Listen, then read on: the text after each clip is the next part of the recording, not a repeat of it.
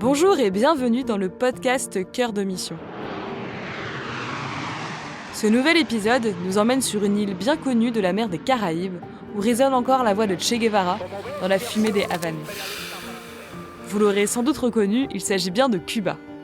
Jean-Marie y a passé 2 années de mission, où il a fait l'expérience d'une culture un peu différente de la sienne, et en particulier d'un rapport au temps tout ce qu'il y a de plus cubain qu'il a mis quelque temps à apprivoiser.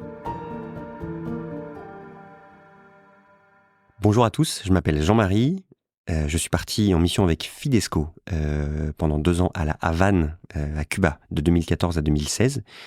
Et je vais vous parler de cette mission où j'étais une mission de santé, j'étais infirmier dans un EHPAD et j'étais responsable de la pastorale des jeunes dans ma paroisse. Et où durant ces 2 ans, j'ai appris la compassion, l'abandon et surtout la patience. J'ai été diplômé comme infirmier en 2013 et là je me suis dit comment est-ce que je peux offrir, on va dire, mes compétences à l'Église. Et puis j'avais soif d'aventure et rapidement que je connaissais Fidesco et donc je me suis dit Fidesco c'est le bon alliage, la bonne alliance entre professionnel et spirituel. Donc j'ai pas réfléchi longtemps avant de vouloir partir avec Fidesco. Il y a eu simplement l'année de préparation, l'année de discernement pour choisir si j'allais partir 1 an ou 2 ans. Au départ je ne voulais partir qu'1 an. Et puis, les sessions de discernement avançant, il y avait un espèce de combat où je me disais, en fait, je crois que je suis appelé à partir 2 ans. Et donc, c'était soit 2 ans, soit rien, finalement, parce qu'1 an, ça ne me convenait pas. J'ai entendu cette phrase de Jean-Luc Mountz dès le premier jour de la session de discernement, des 5 jours. Il m'a dit, la 2e année, c'est l'année de l'accomplissement. Et à partir de ce moment-là, tous mes principes de partir 1 année sont tombés par terre. Et finalement, quelques semaines plus tard, à Pâques, à la messe de Pâques, j'ai ressenti comme un appel de partir 2 ans. Donc j'ai signé pour 2 ans. Ouais, ça soit rien, soit tout. Et ça me faisait vraiment peur. Le tout me faisait vraiment peur. Les 2 ans me faisaient vraiment peur. Partir 2 ans, c'était vertigineux. Donc ça veut dire 2 ans, plaquer son travail, ses amis, sa famille, voilà. Mais j'ai choisi ça. Ça a été vraiment comme une douche froide le jour de la messe de Pâques de 2014. Et le surlendemain, je sais plus, je prévenais Fidesco, ok, je pars avec vous 2 ans. Et après, j'étais en paix. Jusqu'à ce que je reçoive, entre guillemets, l'ordre de mission et le pays, Cuba, puisque pendant la session de discernement, autre chose un peu cocasse, pendant la session de discernement, l'équipe de Fidesco a présenté toutes les missions.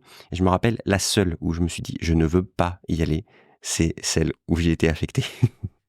Donc voilà, ils ont présenté la mission de Cuba à la Havane. J'ai dit non, celle-ci elle m'intéresse pas, travailler avec des vieux, tout, etc. Je me suis dit non, c'est pas pour moi. Enfin, je le fais déjà un peu à Paris comme infirmier. Non, je ne veux pas. Et puis Cuba, je voulais partir dans un pays hispanophone pour apprendre l'espagnol. Et je me suis dit ça va être le Chili, l'Argentine ou des pays un peu plus classiques entre guillemets. Et finalement Cuba dans les Caraïbes. Et c'est un très bon choix finalement. J'ai vraiment fait le choix de faire confiance. À partir du moment où j'ai dit oui à Fidesco pour 2 ans, je me suis dit ok, je fais confiance, quelle que soit ma mission. C'était un peu dans le deal avec Fidesco. Vous choisissez de partir avec nous, mais vous ne choisissez pas le pays ni la personne avec qui vous partez. J'ai dit ok, c'est dans le contrat, je fais confiance tout simplement. C'est sûr que ma première réaction quand on m'a appelé pour m'annoncer Cuba, j'ai dit ah, Cuba. Bon d'accord, je pars à Cuba, très bien. Mais ok, allons-y, les Caraïbes. Mais j'étais hyper content, ça m'a permis de faire des recherches sur Cuba. J'ai annoncé ça à plusieurs amis, enfin tous mes amis en fait, et plusieurs ont réagi en disant « Quoi, tu pars à Cuba ?»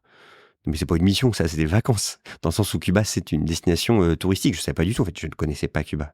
Et ça m'a permis ce qui m'a permis d'accepter aussi la mission à Cuba, c'était de m'intéresser tout de suite à l'histoire de Cuba, à ce qu'est ce pays, à son régime politique. Et donc, je trouvais ça, avant même d'y aller, je trouvais ça passionnant.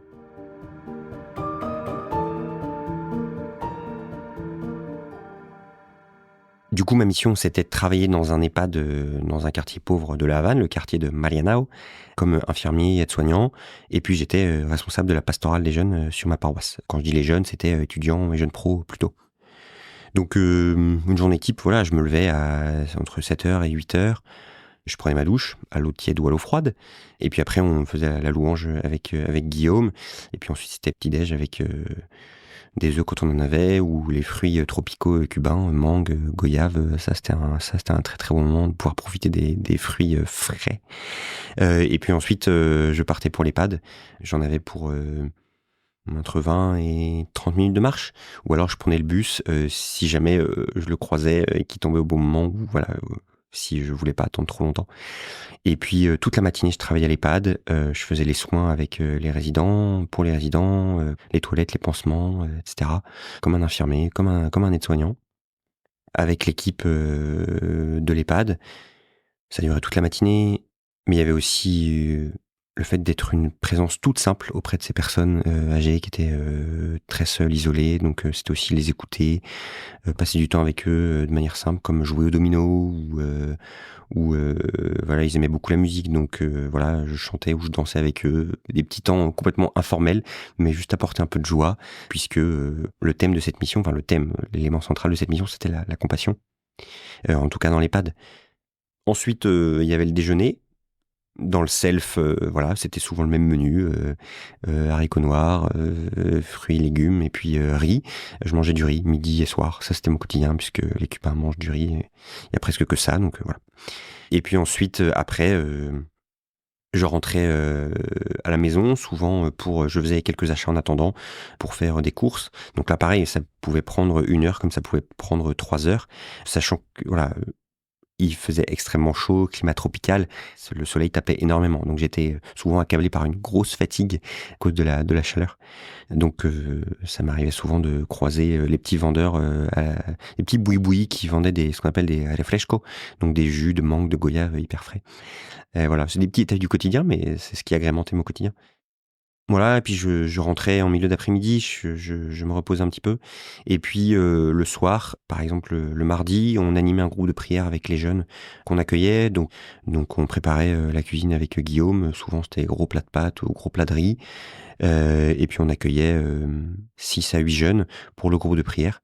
Dîner, temps de partage, louange, pour la fin de la soirée à 22h.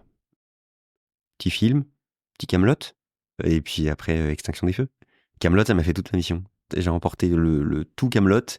Il y a un détail tout bête dans Kaamelott, mais ils arrêtent pas de manger du saucisson, etc. Et ça me rappelait la France. Je baragouinais de l'espagnol en arrivant. J'ai un peu appris avec les méthodes assimile avant, mais j'avais un niveau bac, non, c'était pas terrible, quoi. Et donc, je suis arrivé. Déjà, tous mes 5 sens étaient sans dessus-dessous, c'est le cas de le dire. La vue, l'odeur, le climat tropical, plus évidemment l'ouïe avec la langue espagnole. Et j'avais toujours un dictionnaire sur moi, mais ça m'a passionné d'apprendre l'espagnol. Et au bout de 3 mois, j'ai senti un déclic. Au bout de 3 mois, je me suis dit, ça y est, je suis autonome pour parler espagnol, surtout avec l'accent cubain, où les Cubains, ils articulent très peu, ils ont vraiment un forfait voyelle dans leur manière de parler. Donc, où ils prononcent pas les S, par exemple, quand il s'agit de dire gracias, ils disent gracias. Voilà, et plein de choses où il faut petit à petit se faire à la langue, ce qui est normal, donc à l'ouïe, ce qui explique aujourd'hui, par exemple, que je comprends mieux un Cubain ou un Sud-Américain qu'un Espagnol quand il parle espagnol. Mais l'apprentissage de la langue espagnole a été passionnante, et pour ça, les Cubains étaient tellement bienveillants, tellement patients, que voilà, au bout de 3 mois, je me suis dit, ça y est, déclic. À la sortie des aéroports, c'est vraiment la bouffée de chaleur incroyable. Enfin, voilà, j'arrive d'un climat français, même si je sortais de l'été français, j'arrive dans un climat tropical où il fait 35, 40, 45 degrés, hyper humide. Donc, dès le début, je m'en suis rendu compte, en fait. Je prenais une douche, j'étais, c'est le cas de le dire, je transpirais, quoi. Voilà, donc après c'était les routes cabossées, les palmiers partout, la pollution, énorme pollution avec les vieilles Cadillac des années 50 ou les Lada des Russes des années 80 qui polluent énormément. Bah, ça, il a fallu s'y faire aussi. Ou avant je vivais à Paris, je traversais la rue à Paris, je regardais pas par terre parce que la rue, et le goudron est plat. À Cuba, c'est pas le cas. Donc il m'est arrivé plusieurs fois j'ai failli me casser la figure plusieurs fois en traversant la rue, tout simplement. Donc j'ai pris mes précautions sur des petits détails du quotidien comme ça. Ouais, des petits trucs tout bêtes, mais c'est ce qui m'a marqué au début, ouais, vraiment. Le mot de ma mission, ce serait improbable. Pourquoi ? Parce que dans ce pays, je dirais que c'est comme ça, rien ne fonctionne, mais ça fonctionne quand même. l'eau, l'électricité. Le régime, c'est un régime autoritaire. Donc, les Cubains ne sont pas libres, tout le monde ment à tout le monde. Durant la préparation, durant les sessions de discernement, on nous disait Cuba c'est le pays du mensonge. Oui, c'est vrai, ça fait depuis les années 60 que la moitié du pays passe son temps à surveiller l'autre moitié. Et moi, quand on m'a accueilli, j'ai été accueilli par les 2 binômes de Françaises qui nous ont précédés en mission, qui étaient avant à notre place, et qui nous ont dit vous allez être surveillés. C'est-à-dire que dans l'EHPAD où je travaillais, il y a forcément un de nos collègues qui racontait nos moindres faits et gestes au bureau politique du quartier. Idem dans les jeunes qu'on accompagnait. Donc rien que par ça, il fallait aussi faire parfois attention à ce qu'on disait. Mais moi, c'est quelque chose qui me fascinait, me passionnait. Alors, faut pas que ce soit de la mauvaise fascination, mais une mauvaise passion. Mais ça me rendait d'autant plus avide de m'intégrer, de m'inculturer au pays et de savoir comment ça fonctionne. Il y a pas de vie privée. La notion de vie privée à Cuba n'existe pas, puisque tout est public. C'est un régime, on va dire, communiste. Tout est public, tout est rendu public et tout le monde pose des questions à tout le monde sur sa vie privée, qui n'est de fait plus privée. Et donc moi, quand on me posait des questions, parfois toutes bêtes, qu'est-ce que tu as fait ce week-end, avec qui tu étais, c'était des questions parfois très précises, mais j'avais toujours une petite méfiance, surtout avec des gens, avec des collègues que je connaissais pas forcément énormément. Donc je répondais dans le vide ou je répondais à côté, je répondais juste ce qu'il fallait pour que la personne soit contente de ma réponse, mais je rentrais pas dans les détails. Voilà, et j'étais vigilant par rapport à ça. Au départ, j'étais vraiment concentré là-dessus et petit à petit, c'est devenu comme un mécanisme, même si aussi avec le temps, bien sûr, au bout de 2 ans, il y avait des gens à qui je faisais amplement confiance, bien sûr, notamment dans les jeunes que j'ai rencontrés. J'ai rencontré des tas de jeunes, je me suis fait des tas d'amis, de très très bons amis cubains avec qui j'ai encore quelques contacts. Et donc, j'étais pas dans la méfiance, j'étais un peu dans la méfiance au début, mais avec le temps, cette méfiance, elle s'assagit, on va dire. Les Cubains, dans leur pays, ils sont plus vraiment écoutés, les Cubains, depuis des décennies. Et donc, ils ont énormément besoin d'être écoutés, énormément besoin d'être accueillis. Je brouille un peu les étapes, mais quand on est arrivé, on avait un logement, mais on n'avait pas un logement périn pour la mission. On a trouvé ce bon logement au bout d'1 an. Et l'évêque nous a dit, votre mission, c'est accueillir, accueillir, accueillir. Acoger, acoger, acoger. Comme il nous a dit, je me souviens très bien de ce moment, il nous l'a dit.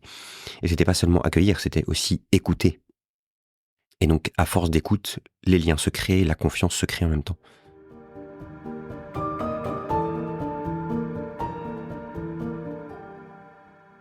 J'ai beaucoup donné et j'ai beaucoup reçu. J'ai beaucoup reçu sur les amitiés, sur la patience, sur le fait de vivre le temps présent, le moment présent. Les Cubains, ils sont dans la survie. C'est très dur pour des Cubains de s'engager à quelque chose. C'est-à-dire, on se voit dans 3-4 jours. On saura pas le jour même si véritablement je vais voir cette personne. Donc c'était inutile au quotidien de prévoir des choses plusieurs jours à l'avance, alors que je sortais d'une vie parisienne où je prévoyais toutes mes semaines à l'avance avec mon agenda sur mon portable. Donc le moment présent, la patience, et donc de ce fait, c'était inutile de prévoir, par exemple, plusieurs choses dans une journée ou dans même une demi-journée. Si avec Guillaume, on se répartissait les courses, et quand j'allais faire des courses, par exemple le samedi matin, c'était inutile que je prévoie de faire plusieurs choses dans la journée. Peut-être que je partais à 8h le matin, à 9h le matin pour faire des courses. J'allais revenir à 14-15h et même peut-être les mains vides, puisque parfois j'allais dans des agropecuarios, les marchés de légumes ou de fruits qui étaient presque vides. Idem pour la viande, idem pour des choses toutes bêtes, pour les œufs, où j'ai fait plusieurs fois La Havane en long, en large et en travers. Et c'est une capitale, donc c'est grand, sans trouver le moindre. Je n'ai pas trouvé d'œufs, voilà. Et donc la patience, la frustration, et pour ça, les Cubains m'ont beaucoup inspiré. Guillaume, je ne le connaissais pas avant de partir. On n'a même pas fait les sessions de discernement ensemble. On s'est connus à la dernière session, à la session d'envoi en juillet ou en août, je sais plus. C'était en juillet. Donc vraiment 2 mois avant le départ. Il y a eu beaucoup de différences de caractère avec Guillaume. Lui qui était beaucoup dans l'anticipation, vraiment très dans l'entrain à vouloir faire plein de choses. Et moi j'étais, posons les choses, ne nous précipitons pas, etc. Et ce qui fait que dans la mission, on a été hyper complémentaires, notamment quand il s'agissait de créer des projets avec les jeunes de la paroisse, puisque c'était un fonceur et il fourmillait d'idées. Et moi, j'étais très concret et dans la possible résolution ou non de ces idées. Donc, ce qui fait qu'on était très complémentaires. Et puis, on a aussi pris le pli, dès le début de la mission, de mettre en place un temps de prière commun. Et ça, c'était vraiment important. C'était un socle pour notre vie de binôme. Donc, on a fait pendant 2 ans la louange tous les matins ensemble. On commençait notre journée par ça, 15-20 minutes de louange ensemble. Et forcément, c'est une vie de binôme, donc parfois il y avait, ça frottait, il y avait des conflits, il y avait des moments où c'était super sympa. La première année, on a été vraiment très solidaires tous les deux, notamment pour trouver un logement périn à la mission. Et ça a vraiment renforcé notre vie de binôme. Et puis on s'est aperçu au bout d'1 an que on avait fait plein de choses ensemble. Et limite, on se marchait sur les pieds, quoi. Donc on s'est dit que par exemple pour le travail de santé en EHPAD, moi j'allais y aller le matin et lui il allait y aller l'après-midi. Voilà. Donc on a appris à se connaître, à connaître nos rythmes de vie, nos caractères. La vie de prière a été vraiment importante, la vie de prière en binôme, mais aussi la vie de prière en solo, où je sais qu'on priait énormément l'un pour l'autre. Et puis, on a organisé plein de choses avec les jeunes, plein de dîners, 2 forums des jeunes à une centaine de kilomètres à la Havane, à la fin de la première année, à la fin de la 2e année. Et on a mis en commun nos talents d'animation pour connaître ces jeunes, pour entre guillemets les suivre, les accompagner dans ce qu'on leur proposait. Et là-dessus, on a été hyper complémentaires. J'avais de l'appréhension liée à ça, ouais. J'avais de l'appréhension. Je crois que même au départ, j'étais un peu distant. Je calculais un peu, bon, qui est Guillaume? On va passer 2 ans ensemble. Est-ce que ça va bien se passer? Voilà. Donc au départ, j'étais un peu distant, alors que lui, au contraire, il cherchait énormément à rentrer en contact. Et moi, ma manière de rentrer en contact, c'était d'y aller petit à petit. Donc, si, il y avait de l'appréhension, mais j'étais hyper confiant sur le fait de partir en mission comme ça avec lui, parce que je faisais confiance à Fidesco. C'était comme ça, c'est quelque chose que je ne maîtrisais pas, je faisais confiance. Il y avait aussi le fait voilà, on avait une mission santé. Moi, je suis infirmier de formation, lui, il est prof des écoles de formation, donc c'est vrai que son talent d'animation et de prof, il était vraiment utile dans la mission avec les jeunes. Que pareil, sur nos compétences, sur nos appétences, sur notre expérience, on a mis beaucoup de choses en commun. À l'EHPAD, je l'ai un peu guidé dans son approche avec les personnes âgées, puisque forcément prendre soin de personnes âgées, c'était le rapport à la vieillesse, à la nudité, au corps abîmé. Forcément pour lui, c'était des choses plutôt nouvelles, alors que moi, c'était des choses... j'étais habitué à ces choses-là, de par mon expérience d'infirmier. Donc on s'est apporté l'un à l'autre ce qu'on avait à apporter, et puis voilà, quand il y en avait un qui était un peu qui avait pas trop le moral sur, je sais pas, la distance avec la famille, avec les amis, culture française comme la nourriture, voilà, il y en avait toujours un pour relever l'autre, et pour apporter sa joie au bon moment à celui qui était un petit peu moins joyeux. On n'était pas les seuls Français à Cuba. Il y avait une mission Point Cœur à la Havane. Moi, j'y allais souvent pour aussi me ressourcer, notamment le samedi après-midi, puisque les volontaires de Point Cœur faisaient du foot dans un quartier très très très pauvre, avec les enfants du quartier. C'était à une demi-heure de bus de chez nous. Donc moi, j'y allais souvent. Et pour moi, c'était vraiment un vrai lieu de ressourcement. Retrouver d'autres volontaires de toutes les nationalités. Il y avait... une Ukrainienne, une Polonaise, une Française, une religieuse qui était française. Donc ça me permettait de partager plein de choses du quotidien. Et puis il y avait aussi d'autres volontaires Fidesco à Placetas, avec les frères de Saint-Martin. Et donc là, c'était à 3-4 heures de route. Donc j'y suis allé plusieurs fois. Pareil, énorme lieu de ressourcement pour moi et pour Guillaume aussi. Et puis ça permettait de vider son sac parfois sur la pression du quotidien. Enfin, je veux dire, oui, c'est pas si facile que ça de s'inculturer loin de son pays, loin de sa famille, loin de ses amis. Donc, ça permettait aussi parfois d'exprimer ses ras-le-bol, mais aussi toutes les sources de joie, voilà, toutes les difficultés du quotidien. Comme par exemple la difficulté de trouver ne serait-ce que de la viande au début de la mission. C'était un peu compliqué pour ça. Donc on n'était pas les seuls missionnaires, les seuls volontaires. Et les voir, les rencontrer, ça permettait de mettre plein de choses en commun. Je pense que ça, c'est important, de mettre des choses en commun avec d'autres volontaires.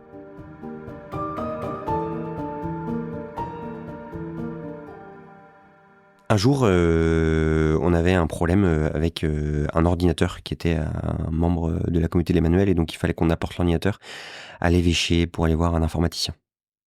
Donc on avait rendez-vous à 9h30, donc je vais avec Juan Francisco à l'évêché, et puis on arrive là-bas assez en avance, et puis on croise l'informaticien, on était dans une grande cour, on patientait, et on croise l'informaticien qui arrive vers 10h, 10h30, avec les bras chargés de trucs informatiques, je sais plus si c'était des écrans, etc., des écrans à l'ancienne.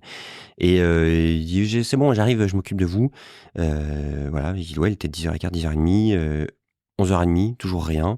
Et on le recroise à un moment donné, et Juan Francisco lui dit, tu sais, moi je suis cubain, donc je sais, je suis au courant qu'en fait, t'allais pas être dispo tout de suite. Mais en fait, lui, il est français, la ponctualité, ça fait partie de sa culture. Et l'informaticien, il dit, ok, d'accord, mais je ne peux rien faire.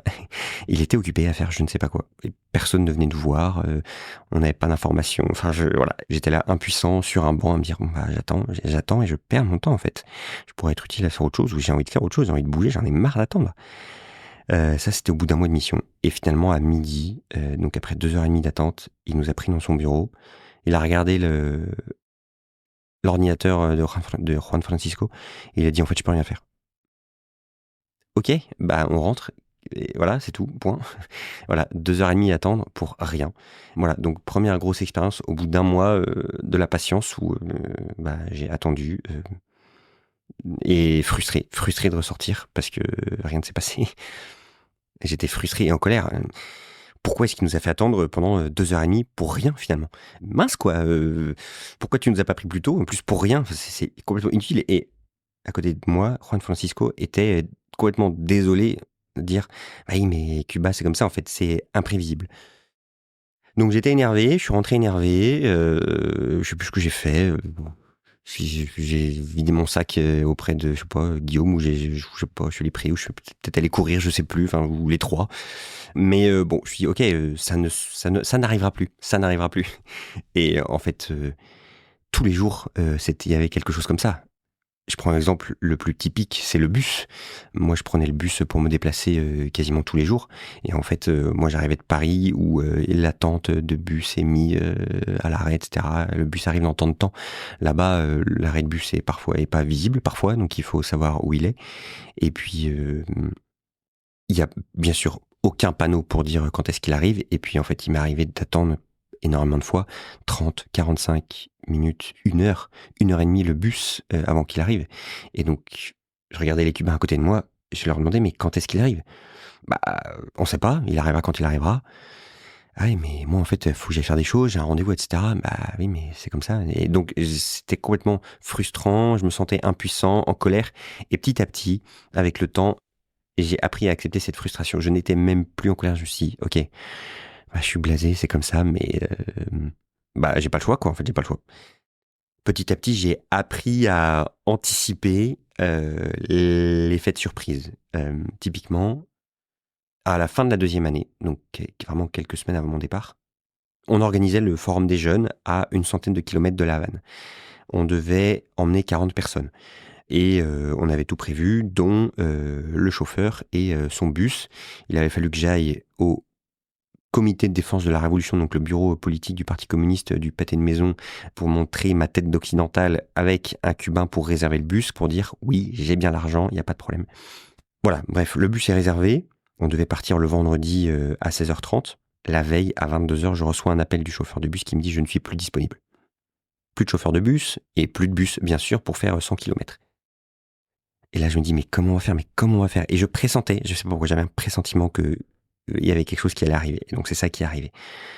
Et donc là, j'informe les quelques jeunes que je pouvais informer. Et finalement, je ne sais plus comment, on réussit à trouver in extremis un autre chauffeur et un autre bus. Sauf qu'il était disponible uniquement le vendredi, uniquement à 14h. Pas avant, pas après. Et on devait partir à 16h30. Et là, je dois avertir 40 personnes que l'heure de départ est avancée, sachant que là-bas, les gens n'ont pas Internet et pas de portable. Uniquement le téléphone fixe ou le bouche à oreille. Donc, je me suis retrouvé le vendredi matin à appeler environ 30 à 40 personnes pour prévenir du départ avancé. Heureusement, tout le monde a pu être prévenu, mais ça a fait partie des surprises du quotidien. Mais ma réaction, sur le coup, ça a été « Ok, c'est frustrant, mais je m'énerve pas, ça ne sert à rien. Ça ne sert à rien de s'énerver. » Et j'avoue qu'aujourd'hui, j'ai encore un peu ce réflexe-là d'essayer de pas m'énerver pour pas dépenser trop d'énergie à m'énerver quand je suis frustré. Dans un de mes rapports de mission que j'ai relu là, j'ai écrit une page avec un proverbe qui s'appelle bien à temps qui part à temps, qui veut dire bienheureux celui qui finit par attendre, voilà, avec la patience. Et moi qui passais mon temps à lui courir après le temps, avant dans ma vie parisienne, j'ai appris à accepter le temps qui passe en vivant le moment présent. Ça rend heureux parce que j'apprends à vivre le moment présent sans m'énerver, même en attendant un bus pendant 1 heure et demie. C'est difficile parfois. Est-ce que je sais toujours faire ça? Oui. Je pense que oui. Parce que c'est quelque chose que j'ai vécu pendant 2 ans quasiment au quotidien. Donc ça me marque forcément. Et donc ça me sert encore dans mon travail, ça me sert au quotidien, même si, oui, quand j'attends un métro ou un bus, j'ai toujours le réflexe quand même de regarder quand est-ce qu'il arrivera et de trépigner un petit peu. Mais il y a cet apprentissage de l'inutilité de l'énervement qui est toujours là en fond. Tout ça, c'est de l'abandon. Et c'était de l'abandon progressif, étape par étape. Que ce soit sur le fait d'accepter de partir 2 ans, le choix du pays, le choix du binôme, et l'abandon au quotidien avec les Cubains. Quand je prends un bus plein à craquer à 22h le soir et que je suis claqué, j'ai qu'une envie, c'est de rentrer, et que on se serre les uns les autres, et il fait 40 degrés dans le bus, et même si dans les bus il passe de la musique, il passe de la salsa souvent, donc ça détend l'atmosphère, ça c'est hyper chouette, et que d'un coup le bus crève, tout le monde descend du bus, il faut attendre le bus suivant qui sera aussi plein à craquer, et on sait pas quand est-ce qu'il arrivera. Bon ras-le-bol, mais c'est comme ça, je le prends avec le sourire. Voilà, ça fait partie des petits abandons du quotidien. J'ai eu un grand abandon au départ, et petit à petit, cet abandon, il s'est précisé au quotidien sur des petites choses du quotidien. C'est tout bête, je me répète, mais voilà. Quand je suis rentré, j'ai eu beaucoup de mal à rentrer. Disons que je me suis dit, j'ai plus vraiment envie d'être infirmier, j'ai envie de faire autre chose, j'ai envie d'avoir d'autres compétences. Ça m'a un peu ouvert les yeux sur le fait de vouloir faire autre chose qu'infirmier, parce que j'avais eu ce goût de l'aventure et de vouloir faire autre chose. C'est peut-être pas très précis, mais pendant 4-5 mois, j'ai un peu tourné en rond en rentrant. Je me suis posé la question de la vocation. Enfin, voilà, j'ai recherché aussi là-dessus. Voilà, et puis finalement, au bout d'1 an, après être rentré, j'ai recommencé un master de gestion de projet dans l'action sociale. Et c'est Cuba qui m'a donné le goût de vouloir faire autre chose que je faisais avant. En tout cas, ça m'a donné l'impulsion, ça m'a donné l'énergie, ça m'a donné la dynamique. Et professionnellement, aujourd'hui, je ne suis plus infirmier, je travaille toujours dans le domaine de la santé, mais je travaille pour une association qui s'appelle Au Captif la Libération. Donc c'est toujours en quelque sorte une manière d'être missionnaire pour l'Église. Et puis dans mon approche de la compassion, c'est ce que j'ai retenu, c'est ce que j'ai dit aux Cubains en partant. Cuba m'a appris la compassion. Quand j'étais formé comme infirmier, les formateurs nous disaient « Ne travaillez pas avec compassion auprès de vos patients, parce que sinon vous allez souffrir ». Mais petit à petit, en travaillant en France, je suis devenu indifférent à la souffrance. Pas à la douleur physique de la personne, mais à sa souffrance. À tel point qu'en partant à Cuba, j'avais enchaîné une année où j'ai travaillé en réanimation, en EHPAD. J'avais enchaîné les 2. Mais vraiment, je suis parti indifférent à la souffrance. Ça a complètement me braqué, quoi. Il y a eu du changement à Cuba par rapport à ça, où j'ai appris à approcher, à créer du lien avec la personne, avec compassion. Et ça, c'est aussi ce qui a fait que je n'ai plus voulu travailler comme infirmier dans un service hospitalier. Voilà, donc j'ai les fruits. Il y a eu la patience dont j'ai déjà parlé. Il y a cette compassion. Et puis, je me souviens qu'à Cuba, j'étais tout le temps joyeux.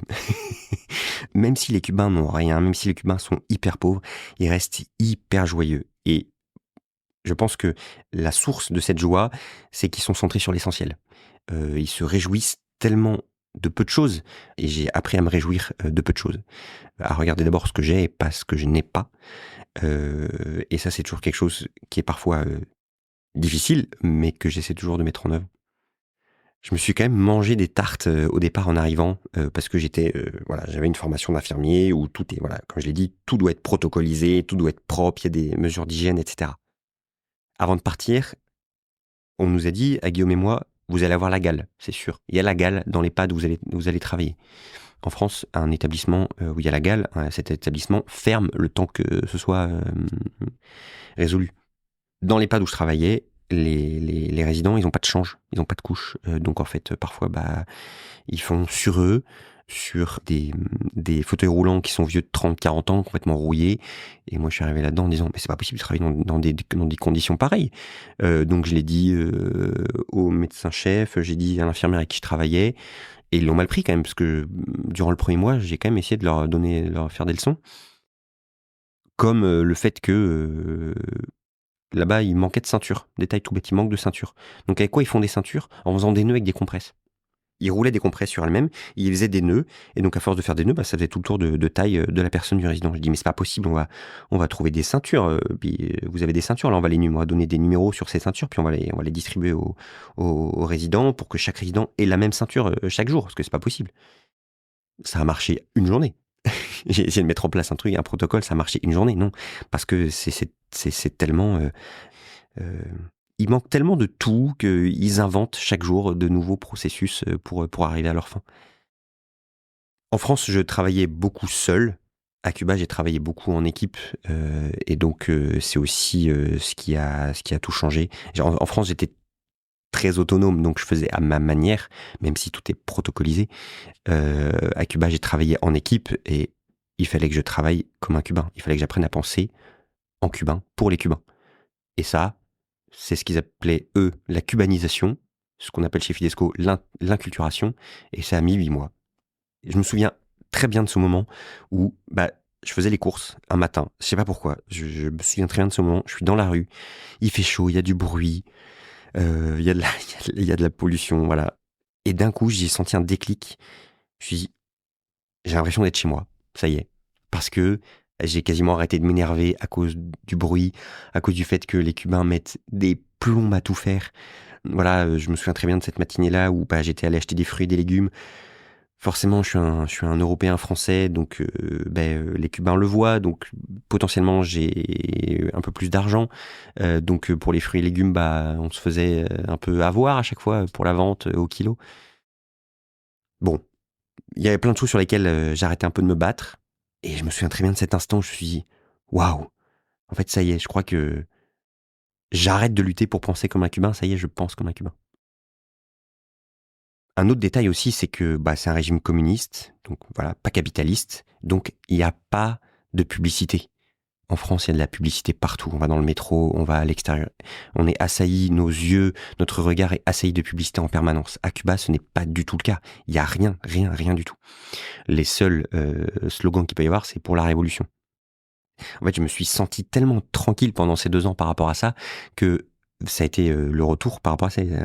Quand je suis rentré, a été violent. Enfin, waouh, en fait, il y a de la pub, il y a plein de choses partout. Nos yeux, notre regard est assailli de plein de choses. Et donc, parfois, j'essaye de me concentrer uniquement sur dans le métro, de pas regarder, enfin, je pense à ça. Encore une fois, je pense à Cuba dans des petites choses du quotidien, devant les pubs, dire attends, à Cuba, t'étais tranquille, t'étais en paix. Et essaie de te forcer même quelques secondes à être dans le moment présent et pas regarder les pubs. Voilà. Finalement, Cuba, c'était bien. Finalement, Cuba, c'était très bien. C'était improbable, mais c'était bien. La mission, elle change tout. La mission, elle change tout, mais en bien, je dirais. La mission, déjà, elle donne l'audace. C'est audacieux de partir en mission pendant 2 ans. C'est non seulement audacieux de partir pendant 2 ans, mais c'est aussi audacieux de rentrer et d'avoir l'audace de mettre dans son quotidien et au service de son quotidien ce que la mission nous a apporté. Et c'est ça que je trouve absolument génial. On vit la mission, j'ai vécu la mission à fond pendant 2 ans. Je la vis encore à ma manière, d'une autre manière aujourd'hui. Quelque part, c'est jamais terminé. Et puis, quelle aventure de devoir s'inculturer dans un pays qui n'est pas le nôtre, avec une culture différente. Oui, parfois on en bave, mais en fait, finalement, c'est de la bonne bave, en fait. Improbable.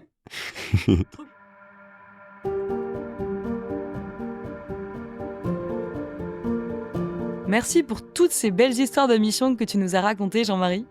On retiendra ce tissage d'improbabilité, de patience et d'abandon qui a fait ta mission en terre cubaine. Et surtout, on retiendra que pendant ces 2 années, tu en as pas mal bavé, mais que c'était de la bonne bave, n'est-ce pas ? Si ce podcast vous a plu, je compte sur vous pour vous abonner, pour nous mettre 5 étoiles, mais aussi pour nous soutenir en commentaire. Et pour plus d'histoires de mission, rendez-vous sur notre site et sur nos réseaux. Si vous voulez suivre les pas de Jean-Marie en partant vous aussi en mission, la porte d'entrée est sur le site fidesco.fr/partir. On se retrouve le mois prochain pour de nouvelles histoires de mission. À bientôt!